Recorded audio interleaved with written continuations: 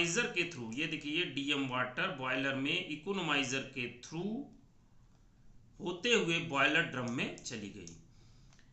Boiler drum में जाने के बाद ये पानी बॉयलर ड्रम में डाउन कमर मतलब ये भी पानी की पाइप है। खाली ये सभी चीज़ें सिर्फ वाटर की पाइप हैं जो मोटी हैं और हाई प्रेशर हाई टेम्परेचर को बियर कर सकती हैं, वो डिज़ाइंड हैं।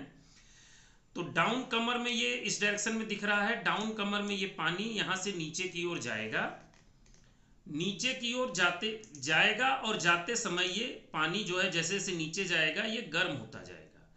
नीचे गर्म होते होते ये हेडर में जाएगा।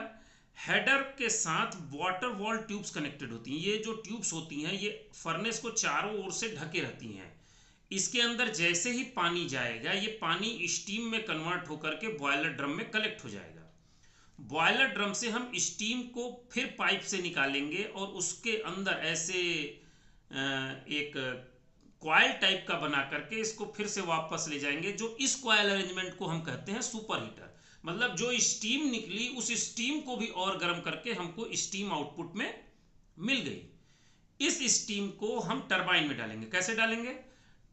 टरबाइन में सबसे पहले स्टीम एचपी टरबाइन के ऊपर जाएगी। एचपी टरबाइन से निकलने के बाद स्टीम को आईपी टरबाइन में नहीं डालते हैं, कहीं कहीं आईपी टरबाइन होती भी नहीं है, लेकिन जहां होती है वहां पर इसको एचपी टरबाइन से निकलने के बाद सीधे हम बॉयलर में ले जाते हैं। बॉयलर में इसमें मैंने आपको सिंप्लिसिटी के लिए नहीं दिखाया था। अगर आप इसको देखना चाहेंगे तो बॉयलर में क्या है कि ये जो सुपर हीटर हमने दिखाया था बॉयलर में आपको, इस सुपर हीटर के बगल में ऐसा ही अरेंजमेंट और होगा एक, जिसमें एक तरफ से स्टीम इंटर होगी, दूसरे तरफ से स्टीम एग्जिट होगी। इस अरेंजमेंट को कहते हैं रीहीटर। तो आप इसको देख लीजिए फिर से।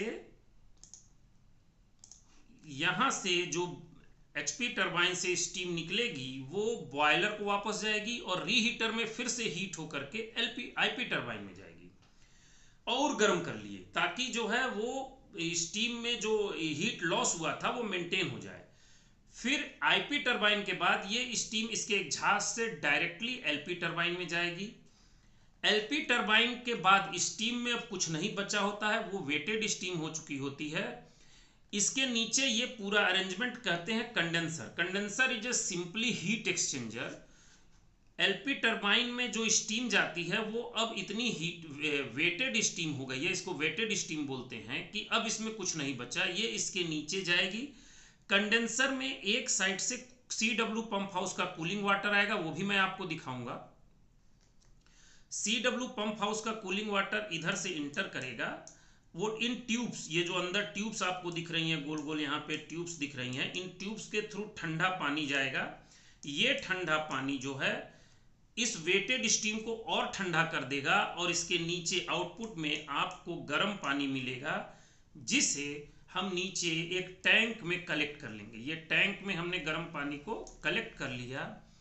इसके नीचे CEP कंडेंसन एक्सट्रैक्शन पंप लगा रहेगा। ये पंप इसको वापस ले जाकर के एक टैंक में डालेगा जिसे कहते हैं डीएरेटर। डीएरेटर का मतलब होता है वह इक्विपमेंट जो उस पानी में मिक्स एयर को निकाल दे। यानी जो आपने वेटेड स्टीम को ठंडा करके कंडेंसर से नीचे कलेक्ट किया था उसमें एयर मिक्स हो जाती है, तो डीएरेटर का काम है उसमें से डिजॉल्व जो एयर है उसको बाहर निकाल देना।